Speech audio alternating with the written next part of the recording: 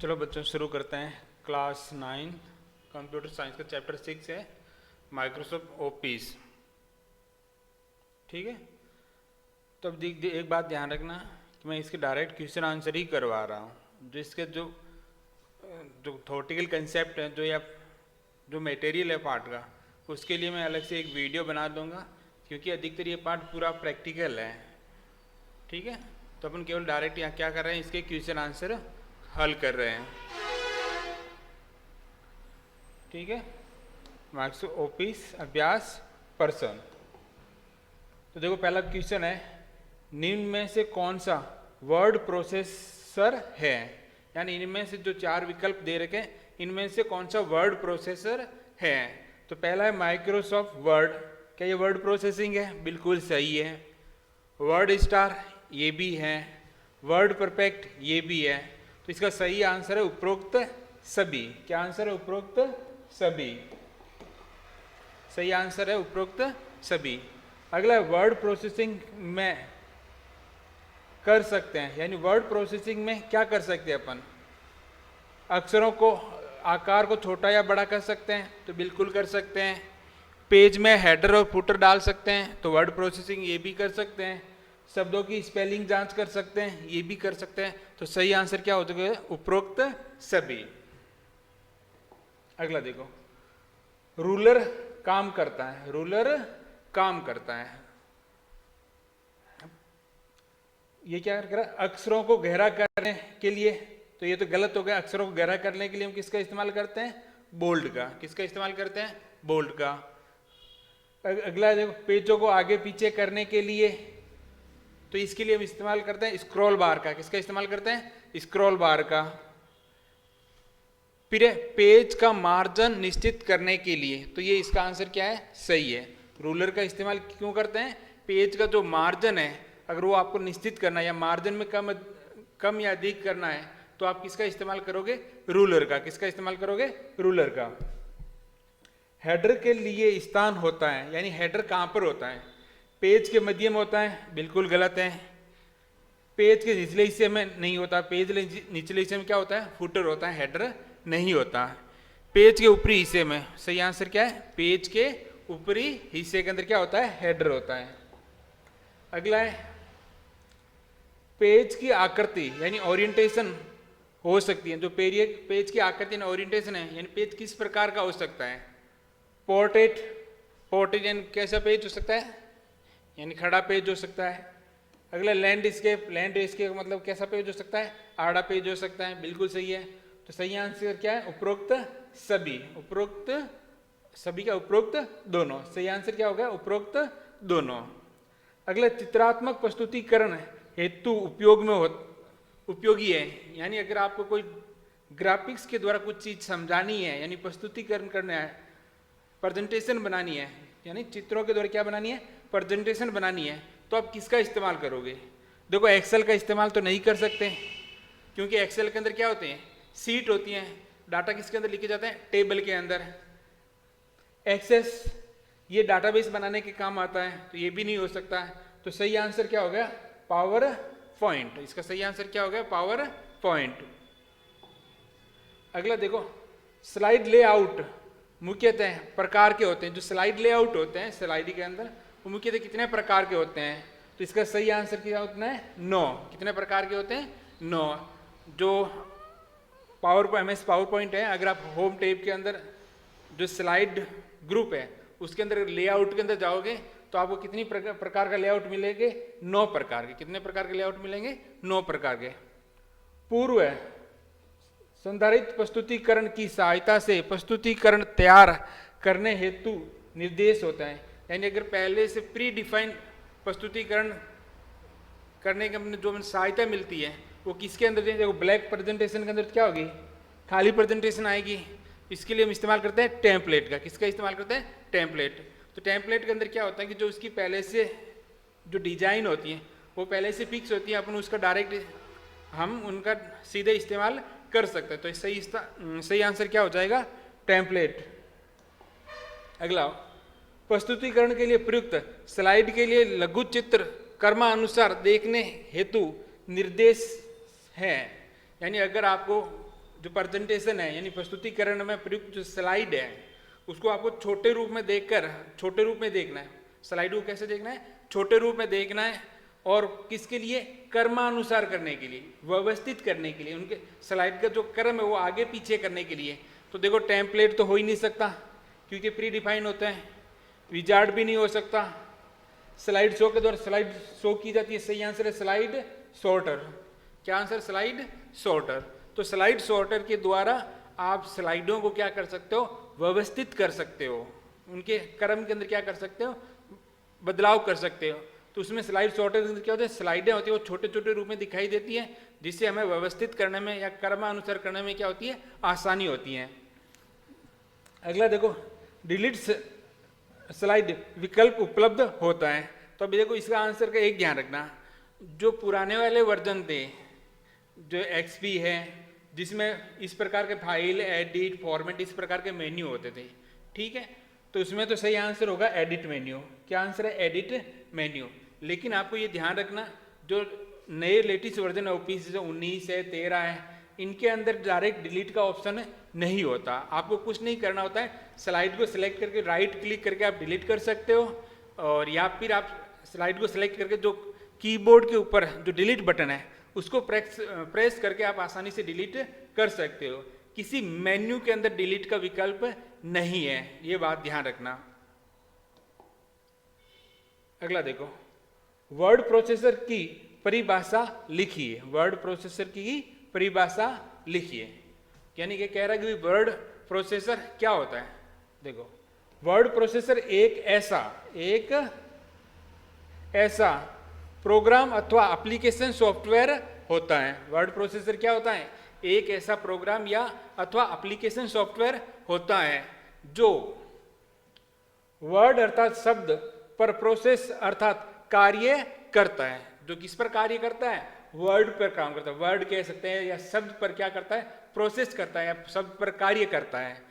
जिसमें अक्षरों के आकार, तो उसमें हम क्या कर सकते हैं? अक्षरों का आकार है, उसका रंग है, फॉन्ट है, स्टाइल बदलना, शब्दों की व्याकरण के अनुसार जांच करना या सही करना, विशेष प्रकार के चिन्ह, चित्र, ग्राफ का उपयोग करना, टेबल बनाना, पेज प्रिंट करने से पूर्व देखना आदि काम हम किसके द्वारा कर सकते हैं? वर्ड प्रोसेसर के द्वारा कर सकते हैं। किसके द्वारा कर सकते हैं? वर्ड प्रोसेसर के द्वारा।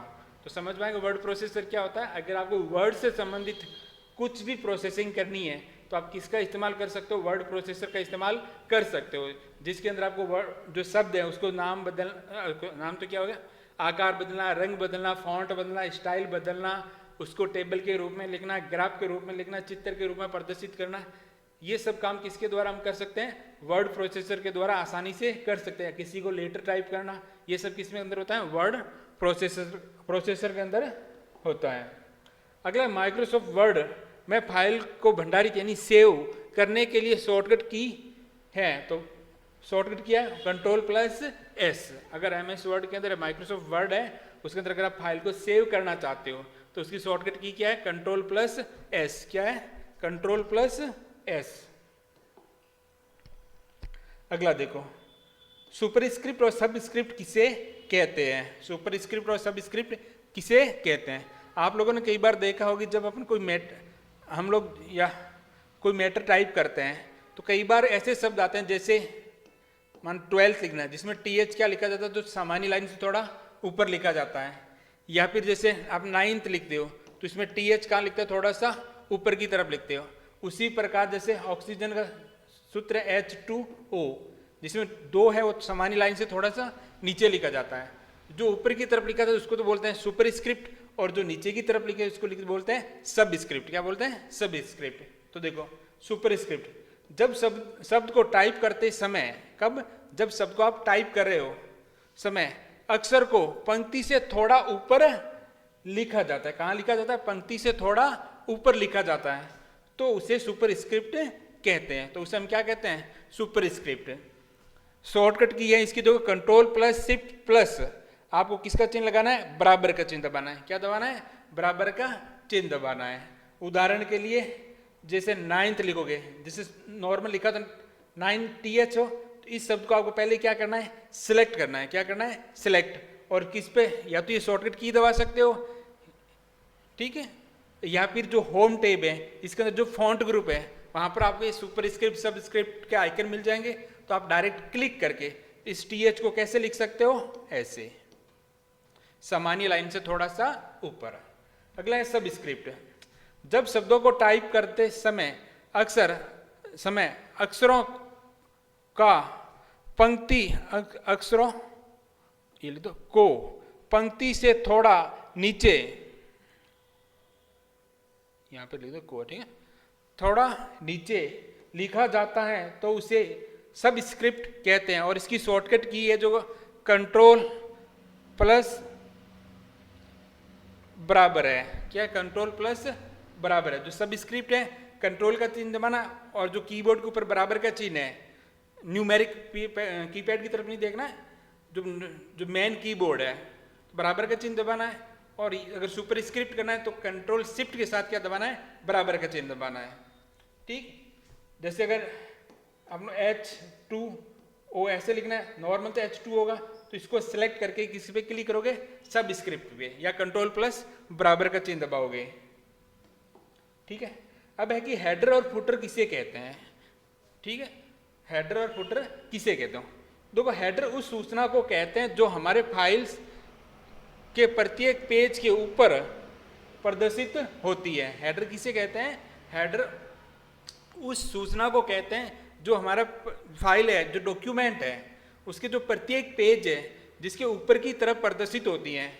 जैसे क्या हो सकता है, जैसे किताब के प्रत्येक पेज, किताब के प्रत्येक पेज पर किताब का नाम हो सकता है, अथवा पाठ का नाम लिखना हो, तो ये सब कुछ हम किस में लिख सकते हैं, हेडर के ऊपर।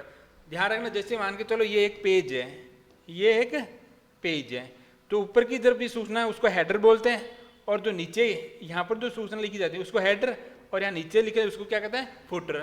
तो हेडर के अंदर आप पेज नंबर दे सकते हो, ठीक है, या फिर जैसे अगर कोई आप कंपनी के अंदर काम कर रहे हो, जिस कंपनी का लोगो हो सकता है, कंपनी का नाम हो सकता है, या फिर ऐसी हेडिंग हो सकती है जो हर पेज के अंदर रिपीट करना जरूरी है, तो उसको आप किस में लिख सकते हो, हेडर के अंदर लिख सकते हो। किसके अंदर लिख सकते हो, हेडर के अंदर।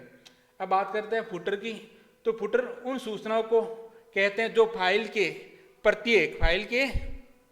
देखो, एक ध्यान रखना, क्योंकि मैंने इसको फाइल को कन्वर्ट किया है तो कुछ मिस्टेक हो सकती है, तो आपको थोड़ा बहुत उच्चारण करके ठीक कर लेना। जैसे प्रत्येक है तो ऊपर से मात्र, ये भी मैंने गलत लगा दी, प्रत्येक पेज के नीचे फुटर प्रदर्शित होता है, यानी प्रत्येक पेज के नीचे प्रदर्शित होता है। जैसे किसी फाइल के फुटर पर फाइल का नाम प्रिंट करना, पेज नंबर प्रिंट करना, यानी अगर आप चाहते हो फाइल के नीचे अगर फाइल का नाम आए, ये पेज नंबर आए, या फिर उसका लोगो आए, ठीक है, तो अगर जो चीज़ आप पेज के नीचे लिखना चाहते हैं उसको आप फुटर कहेंगे, और जो पेज के ऊपर की तरफ लिखी जाती है, प्रत्येक पेज के डॉक्यूमेंट के प्रत्येक पेज के ऊपर लिखी जाती है, उसको हम क्या कहते हैं, हेडर कहते हैं। अगला है प्रिंट प्रीव्यू की क्या उपयोगिता है, यानी हम प्रिंट प्रीव्यू का उपयोग क्यों करें, ठीक है। तो होता क्या, देखो, फाइल प्रिंट करने में होने वाले कागज का दुरुपयोग रोकने के लिए आदर्श तरीका यह है कि फाइल को प्रिंट करने से पहले स्क्रीन पर ही देख लिया जाए कि प्रिंटिंग कैसे आएगी। यानी अगर आप प्रिंट प्रीव्यू के द्वारा अपन आराम से पता कर सकते हैं, जब अपन इसका प्रिंट निकालेंगे, जब हम इस कागज के ऊपर प्रिंट निकालेंगे तो ये किस प्रकार दिखाई देगा या किस प्रकार प्रिंट होगा। तो अगर वो अपन पहले ही देख लेते हैं, हम लोग अगर पहले ही देख लेते हैं, तो जिससे हमारे पेज की जो दुरुपयोग है या जो पेज खराब होंगे उससे आप आसानी से बच सकते हैं, क्योंकि आपको पहले से ही पता है कि कागज के अंदर ये प्रिंट जो निकलेगा वो कैसा दिखेगा या किस प्रकार प्रदर्शित होगा, कितना एरिया कवर करेगा। तो ये सब प्रिंट प्रीव्यू के अंदर आसानी से दिख जाता है, जिसे प्रिंट प्रीव्यू कहते हैं। जिसे हम क्या कहते हैं, प्रिंट निकालने से पहले अगर आप स्क्रीन पर ये देखते हो कि प्रिंट कैसा दिखाई देगा, तो उसको हम क्या कहते हैं, प्रिंट प्रीव्यू कहते हैं। और इसके लिए शॉर्टकट की है Ctrl+F2। Ctrl+F2 प्रेस करके आप प्रिंट प्रीव्यू आसानी से देख सकते हैं। अगला देखो, स्लाइड से क्या तात्पर्य है, स्लाइड से क्या तात्पर्य है। तो एक बात ध्यान रखना, जैसे अगर आप वर्ड प्रोसेसिंग के अंदर बात करें तो उसके अंदर हम लोग जो, या आप लोग जो काम करते हैं तो किसके अंदर करते हैं, पेज के अंदर करते हैं। किसके अंदर पेज करते हैं, पेज के अंदर। वर्ड प्रोसेसिंग के अंदर जो भी काम किया जाता है, जो मैटर लिखा जाता है, वो किसके अंदर लिखा जाता है, पेज के अंदर लिखा जाता है। उसी प्रकार जो एक्सेल है, तो एक्सेल के अंदर जो काम किया जाता है वो किया जाता है सीट के अंदर। किसके अंदर किया जाता है, सीट के अंदर। उसी प्रकार अगर हम पावर पॉइंट प्रेजेंटेशन की बात करते हैं, पावर पॉइंट या प्रेजेंटेशन की बात करते हैं, तो इसके अंदर जो भी काम किया जाता है या जो भी मैटर बनाया जाता है वो हमेशा किसमें बनाया जाता है, स्लाइड के अंदर बनाया जाता है। किसके अंदर बनाया जाता है, स्लाइड के अंदर। यानी हम कह सकते हैं कि एमएस वर्ड के अंदर हम काम पेज के अंदर करते हैं, एक्सेल के अंदर सीट के अंदर करते हैं, और जो पावर पॉइंट या प्रेजेंटेशन है उसके अंदर जो भी काम करते हैं हम किसके अंदर करते हैं, स्लाइड के अंदर करते हैं। जिस प्रकार वर्ड प्रोसेस में कार्य पेज पर किया जाता है, उसी प्रकार प्रेजेंटेशन एंड पावर पॉइंट में कार्य स्लाइड पर किया जाता है। तो पावर पॉइंट हम किस पर काम करते हैं, स्लाइड पर करते हैं। स्लाइड में शीर्षक, स्लाइड में क्या होता है, शीर्षक होता है, टेक्स्ट होता है, ग्राफ हो सकती है, आकृतियां हैं, क्लिप आर्ट है आदि का उपयोग किया जाता है। टेबल का भी इस्तेमाल कर सकते हो। और स्लाइड रंगीन अथवा ब्लैक एंड व्हाइट हो सकती हैं। जो स्लाइड बना रहे हो तो रंगीन हो सकती है, या ब्लैक एंड व्हाइट भी इस्तेमाल कर सकते हो, या फिर आप ट्रांसपेरेंस जिस बनाई यानी ट्रांसपेरेंस स्लाइड भी आप आसानी से बना सकते हो। अगला स्लाइड लेआउट कितने प्रकार के होते हैं।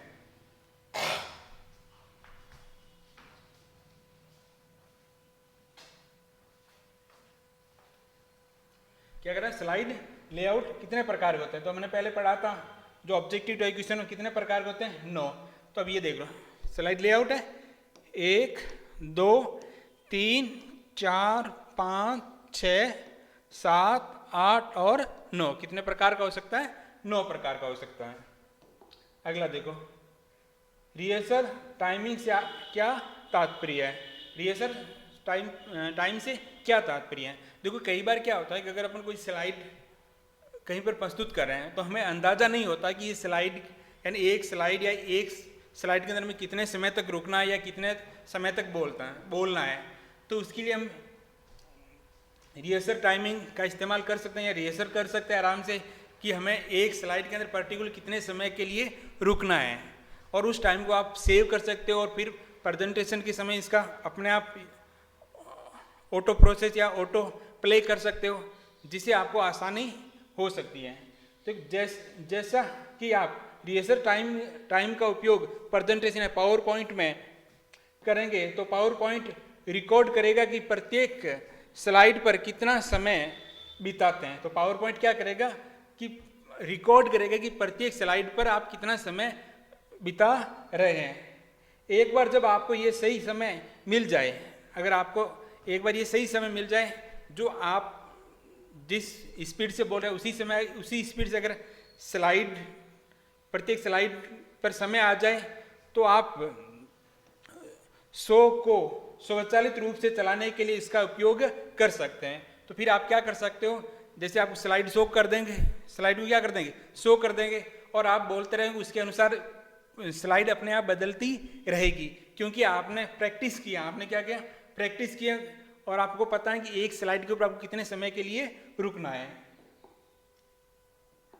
अगला देखो, स्लाइड में चित्र कैसे इंसर्ट कर सकते हैं। जो एमएस पावर पॉइंट है उसके अंदर जो स्लाइड है उसके अंदर अगर आपको कोई चित्र चाहिए यानी कोई फोटो चाहिए या कोई क्लिप आर्ट चाहिए तो आप कैसे इंसर्ट कर सकते हो। हम प्रेजेंटेशन या पावर पॉइंट में स्लाइड में अपनी आवश्यकता के अनुसार निम्न स्टेप के द्वारा चित्र को क्या कर सकते हैं या पिक्चर को क्या कर सकते हैं, इंसर्ट। तो सबसे पहले आपको पावर पॉइंट के अंदर कौन से टैब के अंदर जाना है, इंसर्ट टैब के अंदर। कौन से टैब के अंदर जाना है, इंसर्ट टैब के अंदर आपको एक इमेज नाम का ग्रुप मिलेगा। किस नाम से ग्रुप मिलेगा, इमेज। और वहां पर एक ऑप्शन आएगा पिक्चर। कौन सा कमांड है, पिक्चर। जैसे ही आप पिक्चर पे क्लिक करोगे, क्लिक करने के बाद में आपको एक डायलॉग बॉक्स ओपन होगा, उसके अंदर आपको फाइंड एंड सेलेक्ट इमेज को क्या करना है, ढूंढ कर क्या करना है, सिलेक्ट करना है, और फिर ओपन बटन पर क्या करना है, क्लिक करना है। जैसे ही आप ओपन बटन पर क्या करोगे, क्लिक करोगे, तो एमएस जो पावर पॉइंट है उसकी जो स्लाइड है उसके अंदर इमेज क्या हो जाएगी, इंसर्ट हो जाएगी। तो दूसरा तरीका है कि आप होम पेज में स्लाइड लेआउट का उपयोग करते हुए, यानी मैंने बताया कि 9 प्रकार की स्लाइड लेआउट है, उनमें से जो कंटेंट एंड पिक्चर वाला जो स्लाइड लेआउट है उसका इस्तेमाल करते हुए प्लेस होल्डर में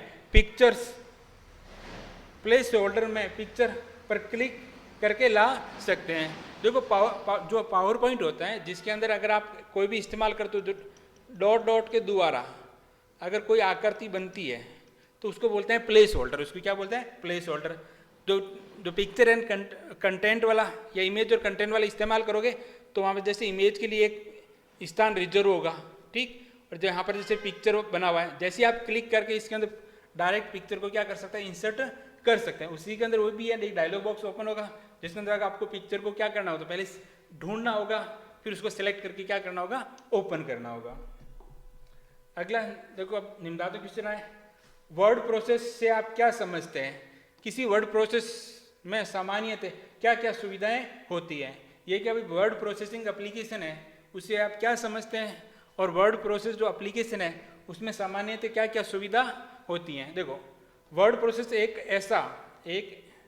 ऐसा प्रोग्राम अथवा एप्लीकेशन सॉफ्टवेयर होता है जो वर्ड अर्थात शब्दों पर प्रोसेस अर्थात कार्य करता है। यानी वर्ड प्रोसेसिंग क्या करता है, किस पे काम करता है, शब्दों पे, अक्षरों पे क्या करता है, कार्य करता है। एक साधारण वर्ड प्रोसेस में निम्न सुविधाएं होती हैं। जो एक सामान्य वर्ड प्रोसेसिंग एप्लीकेशन सॉफ्टवेयर है उसमें ये कुछ विशेषताएं प्रत्येक के अंदर होती है, कुछ के अंदर कम हो सकती है, कुछ के अंदर अधिक भी हो सकती हैं। देखो, पहली विशेषता क्या है, फाइल बनाने उसे भंडार एंड सेव करने की क्षमता होती है। वर्ड प्रोसेसिंग के अंदर क्या होता है, आप फाइल बना सकते हो और उसको क्या कर सकते हो, सेव कर सकते हो।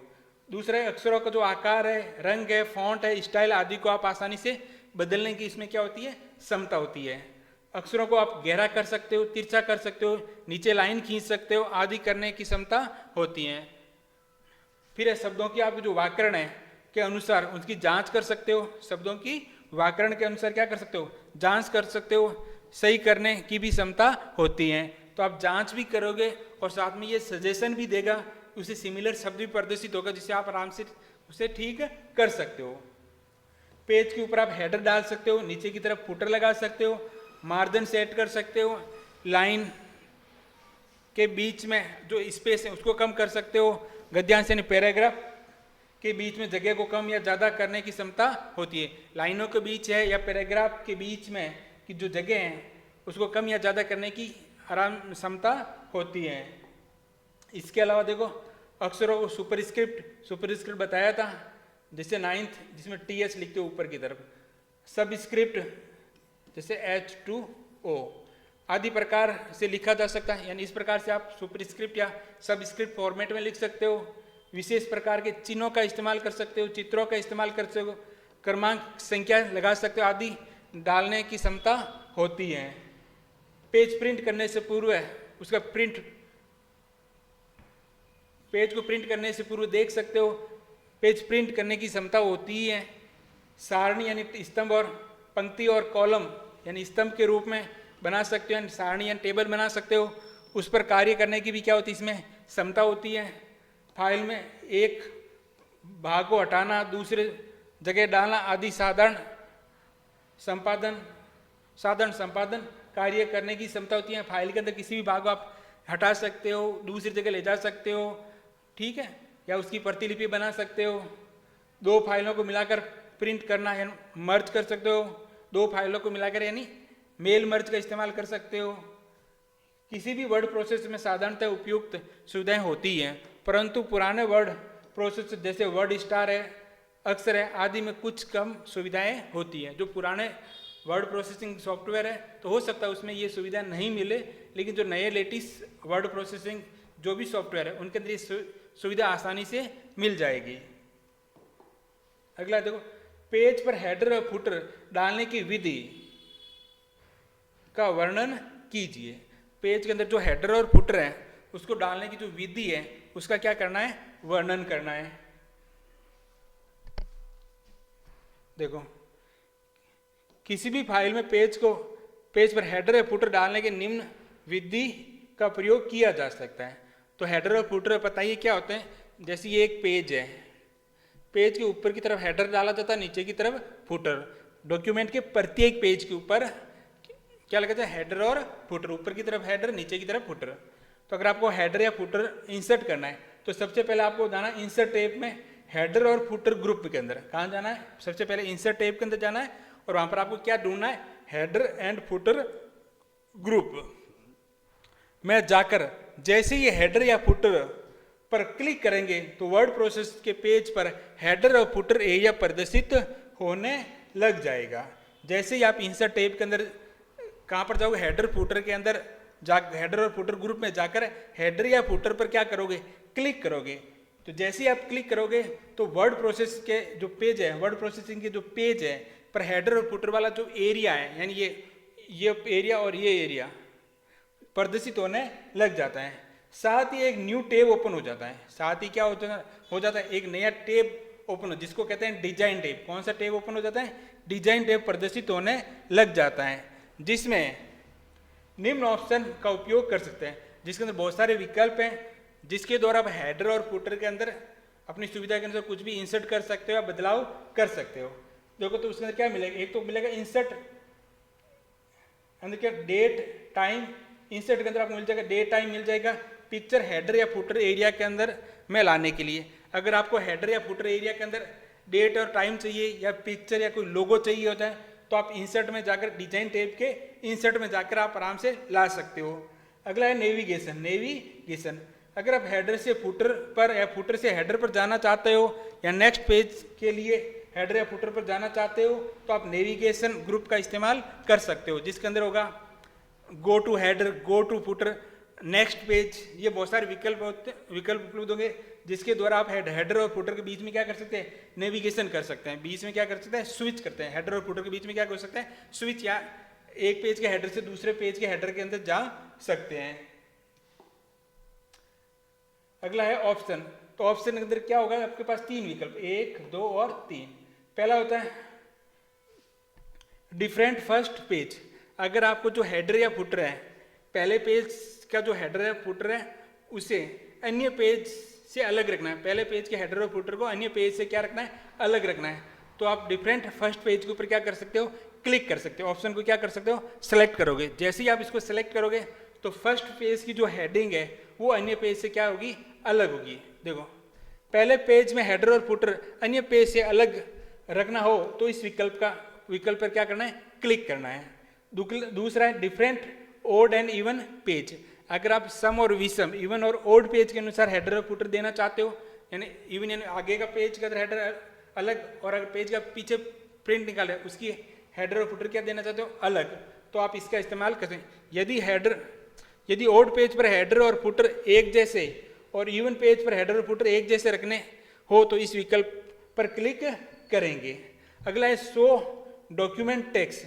जब आप हेडर और फुटर पर काम कर रहे हो तो आप चाहते हो कि जो पेज के अंदर जो कंटेंट लिखा हुआ है, जो सामग्री है, वो भी साथ में प्रदर्शित होनी चाहिए कि नहीं। देखो, इस विकल्प पर क्लिक करने पर पेज पर लिखी गई सामग्री प्रदर्शित होती है। जब आप हेडर और फुटर पर काम कर रहे हो, आप चाहते हो कि जो सामग्री लिखी हुई पेज पर, उसकी वजह से आपको हेडर और फुटर देने में दिक्कत आ रही है, तो आप इस पेज जो शो डॉक्यूमेंट टेक्स्ट है इस ऑप्शन को हटा सकते हो। लेकिन जैसे ही आप इस पर सेलेक्ट करते हो तो पेज की सामग्री जो कंटेंट है, जब आप हेडर और फुटर इंसर्ट कर रहे हो, उसमें कोई बदलाव कर रहे हो, तो उस समय वो कंटेंट प्रदर्शित होगा। अगला पोजीशन। हेडर फ्रॉम टॉप द्वारा टॉप में हेडर की साइज में बदलाव करना। अगर आप चाहते हो जो पेज के अंदर हेडर दे रखा है ना, मान लो ये इतना हेडर है, अब आप चाहते हो कि ये हेडर इतनी दूर आ जाए और फुटर इतनी दूर आ जाए। अगर इसके अंदर बदलाव करना है, यानी हेडर की साइज या फुटर की साइज में क्या करना है, बदलाव करना है, तो आप किसके अंदर जाओगे, डिजाइन टैब के अंदर जो पोजीशन है, ग्रुप है, कौन सा ग्रुप, पोजीशन, उसमें जाकर आप हेडर फ्रॉम टॉप के अंदर द्वारा टॉप से हेडर की साइज बदलना और फुटर फ्रॉम बॉटम के द्वारा बॉटम से फुटर की साइज में बदलाव करना होता है। अगला इंसर्ट पेज नंबर। तो इसके अंदर आप हेडर और फुटर के अंदर कर्सर पोजीशन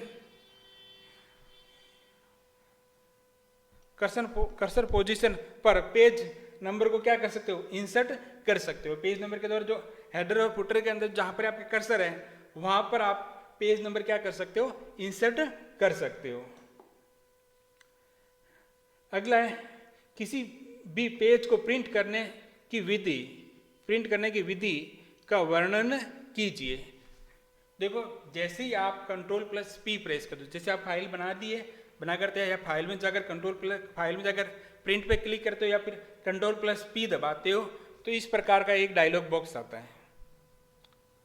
ठीक है, तो सिलेक्ट प्रिंटर यानी इस एरिया में से आपको प्रिंटर सेलेक्ट करना है जो आपके कंप्यूटर के अंदर इंस्टॉल है। ठीक, पेज रेंज जो ये एरिया है इसके द्वारा आपको क्या करना है, ऑल पेज करोगे तो आप जितने भी पेज हैं उन सभी का प्रिंट निकलेगा। सिलेक्शन के अंदर जाकर आप पेज को जो सिलेक्टेड पेज है उन्हीं का प्रिंट निकलेगा। करंट पेज के अंदर जिस पेज के अंदर आपका वर्तमान में कर्सर है केवल उसी का प्रिंट निकलेगा। और पेज के अंदर जाकर आप इसकी रेंज दे सकते हो, यानी अगर मान लो 15 पेज है, मुझे 10 से 15 निकालो, आप 10 से 15 लिख सकते हो या संख्या लिख सकते हो कौन कौन सा पेज चाहिए। और नंबर ऑफ कॉपी के अंदर आप ये बता सकते हो कि प्रत्येक जो पेज है, जो प्रिंट है, कागज है, उसकी कितनी प्रतिलिपि चाहिए, यानी कि पेज की कितनी फोटोकॉपी या पेज की कितनी प्रतिलिपि चाहिए। तो वहाँ पर आप नंबर ऑफ कॉपी की संख्या बढ़ा सकते हो। देखो किसी भी फाइल को प्रिंट निकालने के लिए उसमें फाइल मेन्यू में जाकर प्रिंट विकल्प पर क्लिक करना होता है या कीबोर्ड के द्वारा Ctrl+P की दबाने पर एक डायलॉग बॉक्स ओपन होता है जिसमें निम्न विकल्प, पहला सिलेक्ट प्रिंटर के नाम प्रदर्शित होते हैं जिसमें हम उस प्रिंटर नाम को सिलेक्ट करना जो आपके कंप्यूटर से कनेक्ट है। उसके बाद रेंज के अंदर क्या होता है, ऑल के अंदर क्या होगा, फाइल के सभी पेजों का प्रिंट निकालना हो तो ऑल के अंदर, सिलेक्शन के फाइल में सिलेक्ट पेज का ही प्रिंट निकालने के लिए, करंट पेज के अंदर फाइल के अंदर जो वर्तमान पेज जिस पर काम कर रहे हैं उसका प्रिंट निकालने के लिए, पेज के अंदर जाकर फाइल के जिन पेजों का प्रिंट निकालना है उनका पेज नंबर लिखकर प्रिंट दे सकते हैं। नंबर ऑफ कॉपी के अंदर क्या होगा, फाइल के प्रत्येक पेज या पेज रेंज के अनुसार प्रतिलिपि की संख्या बताई जा सकती है। और प्रिंट का सभी विकल्प सेलेक्ट करने के बाद प्रिंट विकल्प पर क्लिक करना होता है। किस पर क्लिक करना था, प्रिंट विकल्प पर। अगला है देखो सारणी बनाने, सारणी यानी टेबल, किसकी बात कर रहे हैं अपन, टेबल बनाने की विधि का वर्णन करो। यानी वर्ड प्रोसेसिंग के अंदर अगर आपको टेबल बनानी है तो आप किस प्रकार बनाओगे। देखो वर्ड प्रोसेसिंग में टेबल बनाने के निम्न विधियों का प्रयोग कर सकते हैं। कर्सर को उस स्थान पर ले जाइए जहां सारणी या टेबल बनानी है। तो सबसे पहले आपको क्या करना है, जो आपका कर्सर है उसको उस स्थान पर लेके जाना है जहां पर आपको टेबल या सारणी बनानी है। फिर इंसर्ट टेब, यानी जो वर्ड प्रोसेसिंग के अंदर कौन से टेब में, होम टेब के अंदर ही जाना है, किस में जाना है, इंसर्ट टेब के अंदर। इंसर्ट टेब के अंदर आपको एक टेबल ग्रुप मिलेगा, टेबल नाम का एक ग्रुप मिलेगा, टेबल नाम का एक अलग से ग्रुप मिलेगा। मैं जाकर निम्न विकल्प का प्रयोग करते हुए टेबल बना सकते हो। तो जो टेबल ग्रुप है उसके अंदर बहुत सारे विकल्प है, उनका इस्तेमाल करके आप टेबल बना सकते हो। पहला तो इंसर्ट टेबल में टेबल का प्रारूप प्रदर्शित करेगा। जो पहला ऑप्शन है जिसके अंदर टेबल का पहले से क्या है, प्रारूप है, जैसे मान क्लिक करोगे तो इस प्रकार की प्रदर्शित होगा जिसमें रो और कॉलम होंगे। ठीक है, अब जिस रो और कॉलम को चाहिए होता है, जैसे मान लो ये टेबल है और अगर मैं इसको ऐसे सेलेक्ट करता हूं तो इसमें मतलब क्या होगा, इसमें 2 रो आएगी और 1 2 3 4 कॉलम, 2 रो और 4 कॉलम आएंगे। प्रारूप जिसमें माउस पॉइंटर के द्वारा आवश्यकता अनुसार पंक्ति और स्तंभ को क्या करना होता है, चयन करना होता है। क्या करना होता है, चयन करना होता है।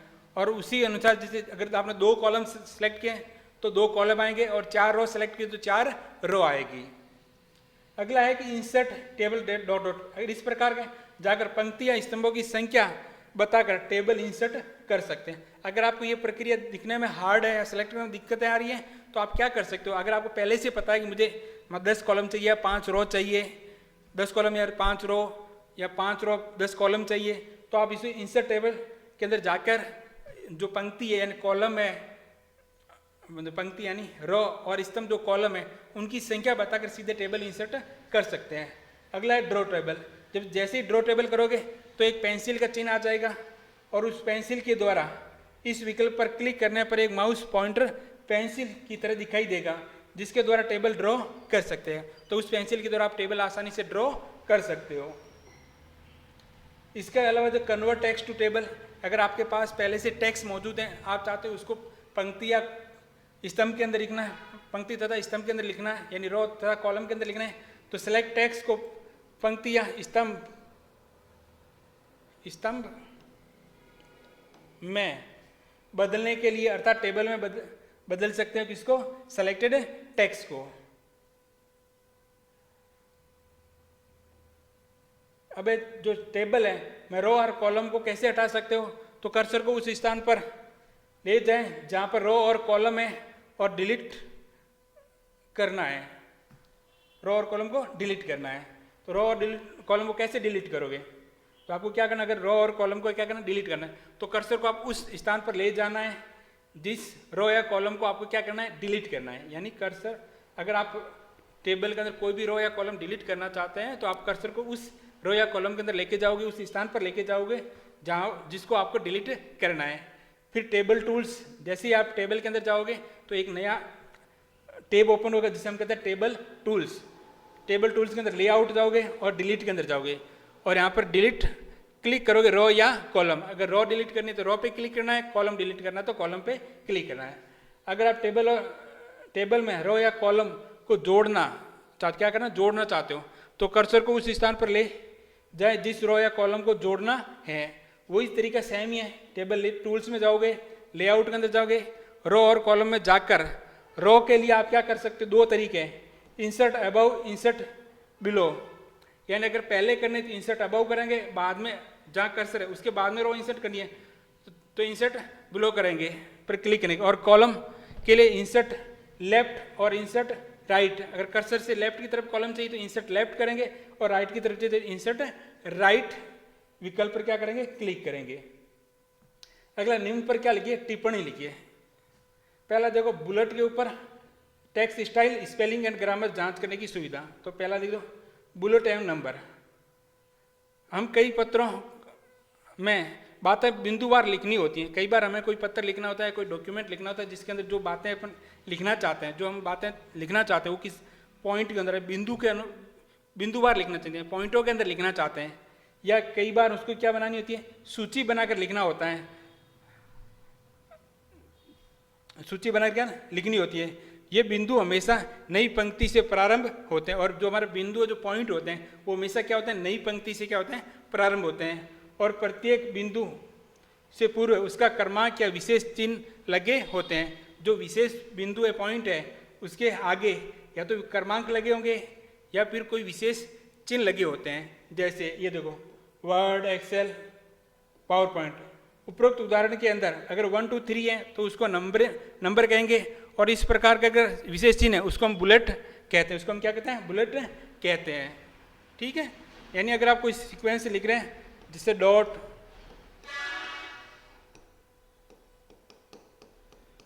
एक्सेल, तो ये तो क्या है, बुलेट है। तो आप इस प्रकार के इस्तेमाल कर सकते हो। बहुत सारे विकल्प इस पर बंदे भरे हुए आकृति आ सकती है, सर्किल आ सकता है। अगर इस प्रकार के सिंबल हैं उसको हम बुलेट कहते हैं।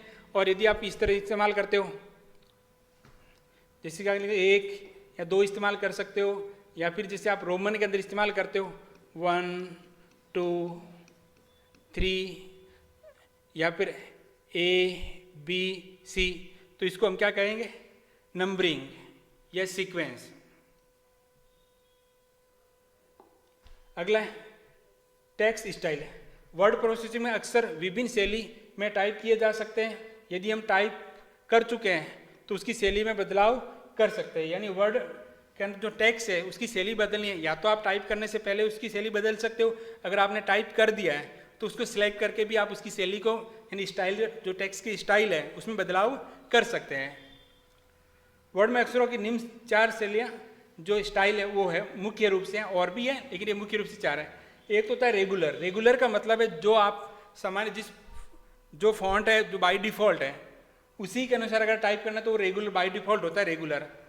किसी विशेष शैली का उपयोग नहीं करना हो तो रेगुलर किस, इटालिक, अक्षरों को क्या करना हो, जैसे ये लिखा हुआ ना तिरछा टाइप करना हो तो उसके लिए शॉर्टकट की है Ctrl+I, शॉर्टकट की क्या है Ctrl+I इटालिक।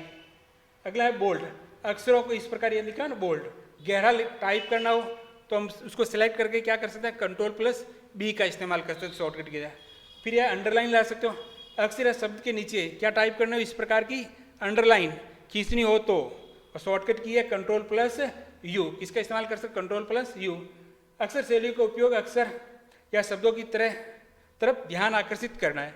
हम जो टेक्स्ट स्टाइल है उसका इस्तेमाल क्यों करते हैं, ताकि हम जो टेक्स्ट है उसकी ओर ध्यान आकर्षित करना है, उसको हाईलाइट्स करना है, तो आप टेक्स्ट स्टाइल का आसानी से क्या कर सकते हो, इस्तेमाल करके उसकी ओर ध्यान आकर्षित करवा सकते हो अपना। अगला स्पेलिंग एंड ग्रामर, व्याकरण की जांच करने की सुविधा। तो वर्ड प्रोसेसिंग के अंदर एक सुविधा है जिसके द्वारा आप स्पेलिंग एंड ग्रामर है उसकी क्या कर सकते हो, जांच कर सकते हो। ठीक, लगभग सभी लोग शब्दों की स्पेलिंग के मामले में गलती करते हैं, यानी लगभग हम सभी लोग स्पेलिंग के अंदर कुछ ना कुछ गलती तो कर ही देते हैं। कई बार ये स्पेलिंग न जानने, कई बार हमें स्पेलिंग याद नहीं होती उसकी वजह से कारण हो सकता है, या फिर कई बार क्या होता है कि गलत टाइपिंग के कारण भी हो सकता है ऐसा काम, क्योंकि टाइपिंग मिस्टेक भी हो सकती है तो अक्सर आगे पीछे हो सकता है।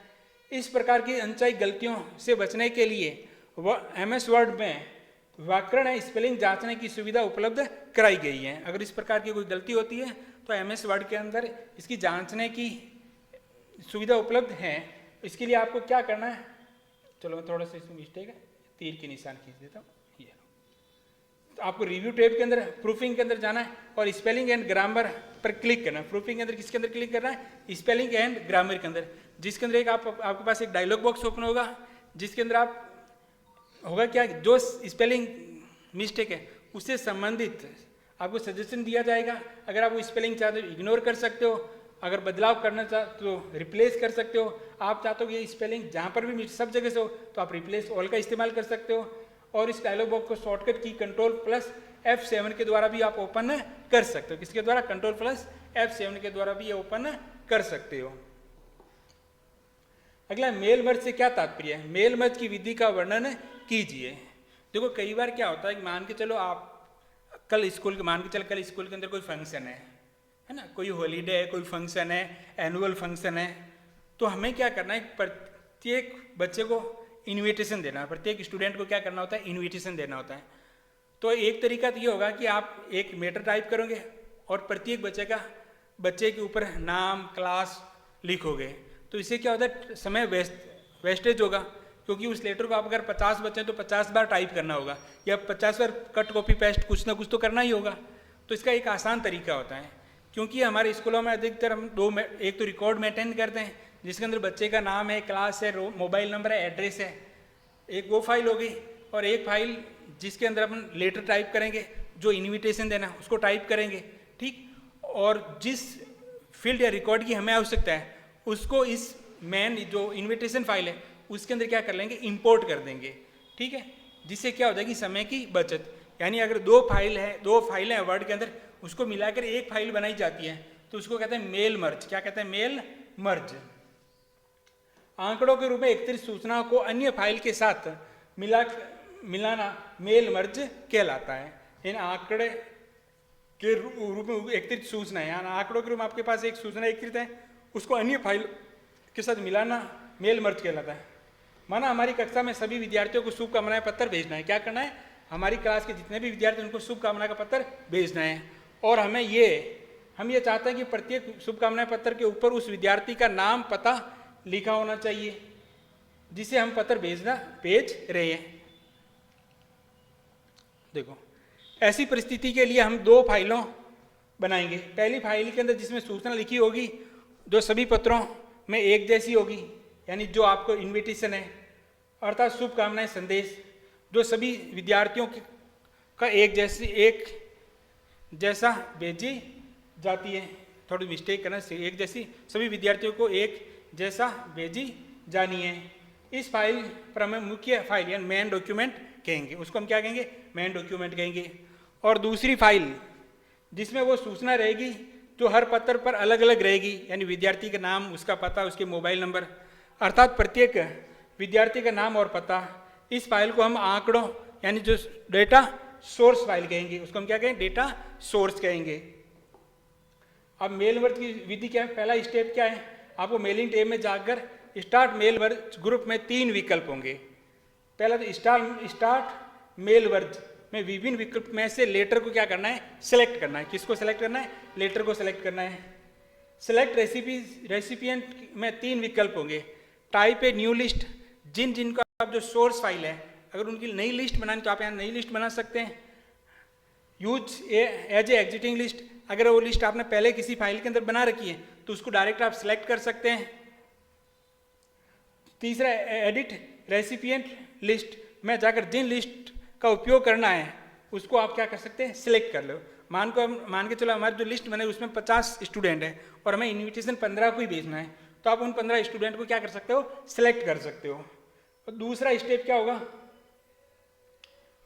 मुख्य फाइल में वो स्थान नियत करना जहां आंकड़े डाले जाएंगे।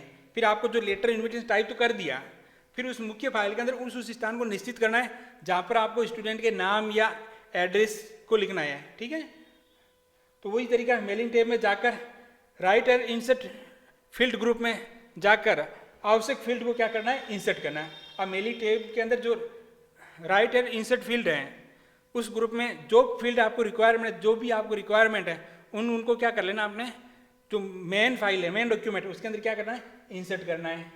फिर दोनों फाइलों को एक साथ करना। तीसरा स्टेप क्या, दोनों फाइलों को एक साथ।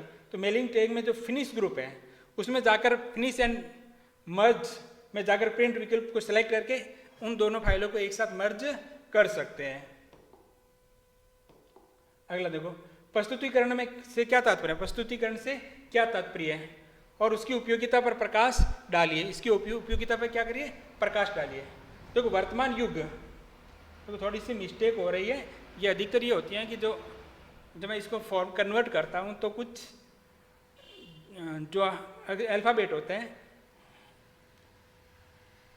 ठीक है, तो ये अच्छी तरह से प्रदर्शित नहीं हो पाते, इसकी वजह से कट जाते हैं। ठीक है, मैं सूचना को प्रस्तुतिकरण बहुत ही महत्वपूर्ण विषय हो गया है। सूचना को संजीव प्रस्तुतिकरण आज की पहली आवश्यकता है और सूचना को सहज, सरल और सही ढंग से प्रस्तुत करना होता है कि जिसे सूचना दी जा सके। देखो, अगर अपन लोग किसी को कुछ चीज़ समझाना चाहते हैं तो अगर आप उसको प्रेजेंटेशन के द्वारा, अगर आप एक पहले से स्लाइड तैयार करते हैं, अच्छी तरह से तैयार करते हैं कि मुझे क्या बोलना है, किस प्रकार बोलना है, अगर मैं बोलूं तो मुझे क्या क्या कंटेंट चाहिए होता है, अगर आप पहले से प्रस्तुतिकरण प्रेजेंटेशन अच्छी तरह से तैयार करते हो तो उससे जो श्रोता है, जो आपको सुनने वाले, उस पर बहुत अच्छा प्रभाव पड़ता है और आप अपनी बात को सही ढंग से क्या कर सकते हो, एक्सप्लेन कर सकते हो, अच्छी तरह से क्या कर सकते हो, समझा सकते हो।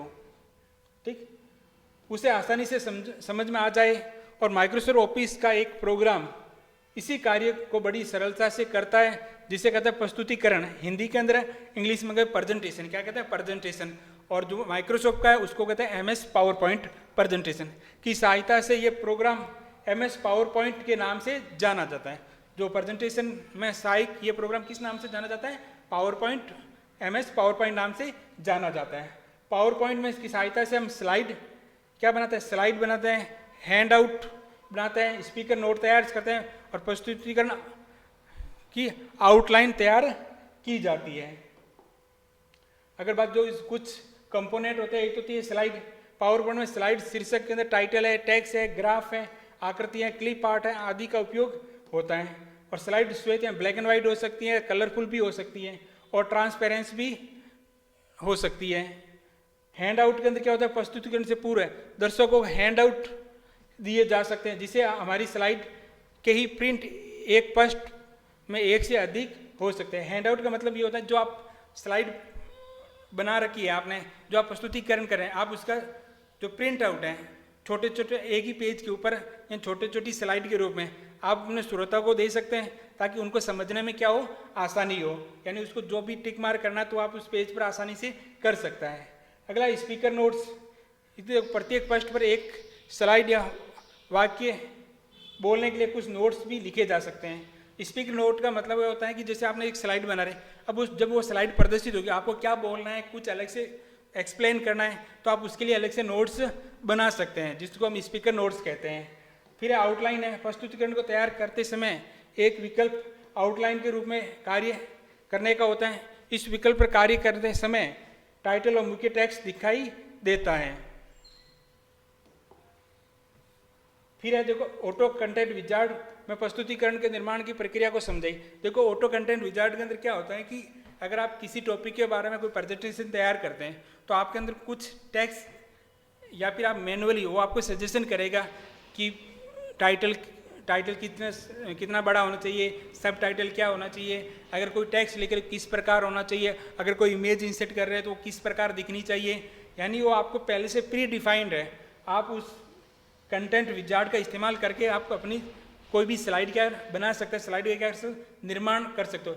ये इनडायरेक्ट रूप से आप टेम्पलेट कह सकते हो। टेम्पलेट के अंदर तो क्या होता है कि पहले से बनी हुई है वो वैसे वैसे दिखाई देती है, आपको कुछ एडिटिंग करनी होती है और ये आपको सजेशन करती है कि आपको इसको किसी की स्लाइड को किस प्रकार बना सकते हो।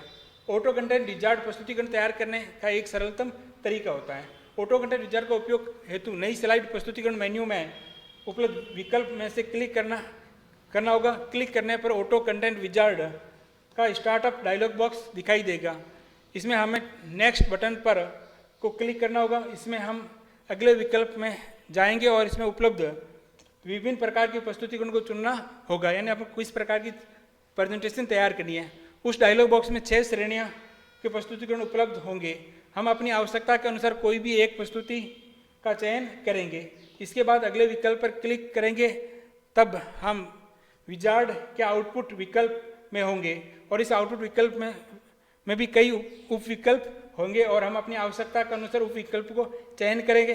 अगर हमें कंप्यूटर पर ही प्रस्तुतिकरण प्रस्तुत करना है तो पहला विकल्प चुनेंगे और अगले विकल्प प्रस्तुतिकरण टाइटल बार में जानकारी देंगे और देनी होगी। तत्पश्चात नेक्स्ट बटन पर क्लिक करने पर अंतिम विकल्प हमारे सामने होगा।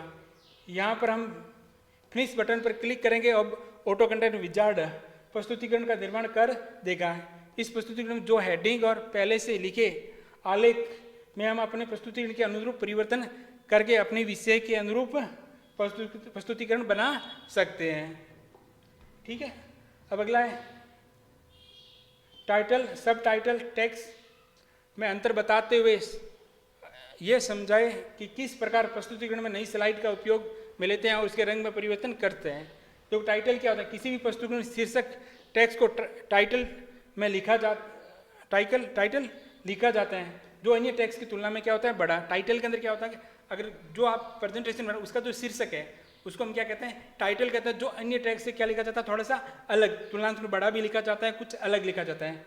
सब टाइटल क्या होता है, किसी प्रस्तुतिकरण शीर्ष टेक्स्ट से संबंधित उप शीर्षक लिखा जाता है जो अन्य टेक्स्ट की तुलना में बड़ा, जबकि टाइटल की तुलना में थोड़ा सा क्या लिखते हैं, अपन छोटा लिखते हैं। अगला टेक्स्ट है स्लाइड में टाइप किए गए सामान्य जो टेक्स्ट होते हैं उसको हम क्या कहते हैं, टेक्स्ट कहते हैं। जब हम न्यू स्लाइड इंसर्ट करते हैं तो विभिन्न स्लाइड लेआउट का उपयोग करते हुए टाइटल सब टाइटल टेक्स्ट के लिए थीम्स का उपयोग कर सकते हैं। अगर आप पहले से ही कुछ टाइटल या सब टाइटल की थीम्स का इस्तेमाल करना है आप कर सकते हैं, जिसमें आपके कलर है, फॉन्ट है, साइज, विभिन्न कॉम्बिनेशन का उपयोग किया होता है। इसमें जो जैसे अक्सर कितना बड़ा टाइटल कितना हो, सब टाइटल कितना हो, टेक्स्ट कितना लिखे, उसका कलर क्या होगा, इन सभी का कॉम्बिनेशन होता है, आप उनका इस्तेमाल कर सकते हो।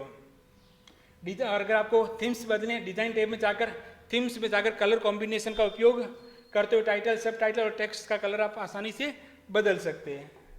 अगला है एनिमेशन से क्या तात्पर्य, प्रस्तुतिकरण में किस तरह के एनिमेशन का उपयोग होता है और कैसे कैसे प्रभाव इसके द्वारा डाले जा सकते हैं।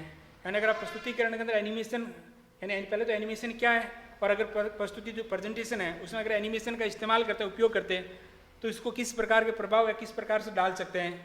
देखो प्रस्तुतिकरण में दृश्य या टेक्स्ट को विभिन्न प्रकार से एनिमेशन के प्रभाव दिए जा सकते हैं। एनिमेशन विकल्प हमें टेक्स्ट, क्लिप आर्ट, पिक्चर आदि को विभिन्न एनिमेशन प्रभाव दे सकते हैं। आप जो टेक्स्ट है, क्लिप आर्ट है, पिक्चर है, कोई शेप है, उसको आप विभिन्न प्रकार के एनिमेशन के प्रभाव दे सकते हैं। एनिमेशन यह विकल्प एनिमेशन टैब में उपलब्ध होता है। अगर आप किसी भी ऑब्जेक्ट के ऊपर एनिमेशन देता है तो आपको किस टैब के अंदर जाना है, एनिमेशन टैब के ऊपर जाकर आसानी से ये काम कर सकते हैं।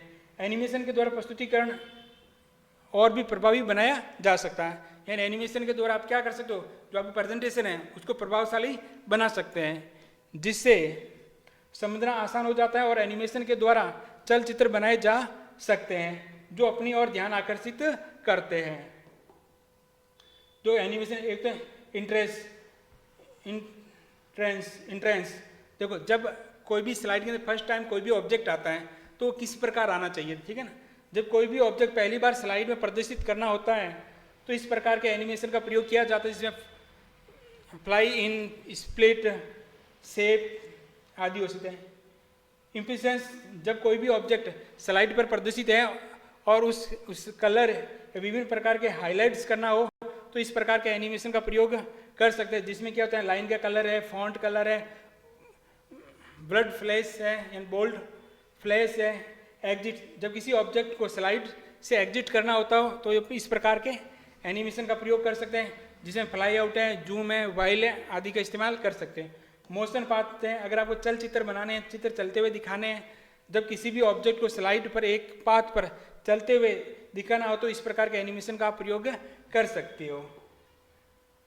ठीक है, तो उम्मीद करता हूँ आपको समझ में आ गया होगा। इस एक मैं दोबारा रिपीट कर देता हूँ, इस जो पाठ, जो छठा चैप्टर है, इससे संबंधित जो कंटेंट है, पाठ्य सामग्री है, क्योंकि ये सब कुछ प्रैक्टिकल है, मैंने क्वेश्चन आंसर तो करवा दिए, और जो जैसे हम फाइल कैसे बनाते हैं, टेक्स्ट की स्टाइल कैसे चेंज करते हैं, प्रेजेंटेशन कैसे बनाते हैं, तो इससे संबंधित जो प्रैक्टिकल वीडियो है मैं जल्दी ही डाल दूंगा। इस पार्ट पहले 5वें और छठे पार्ट से जितना भी प्रैक्टिकल है कंटेंट है उसके लिए मैं अलग से वीडियो बना दूंगा। ठीक है, उम्मीद करता हूँ आपको ये समझ में आया होगा, आपको कुछ हेल्प मिली होगी।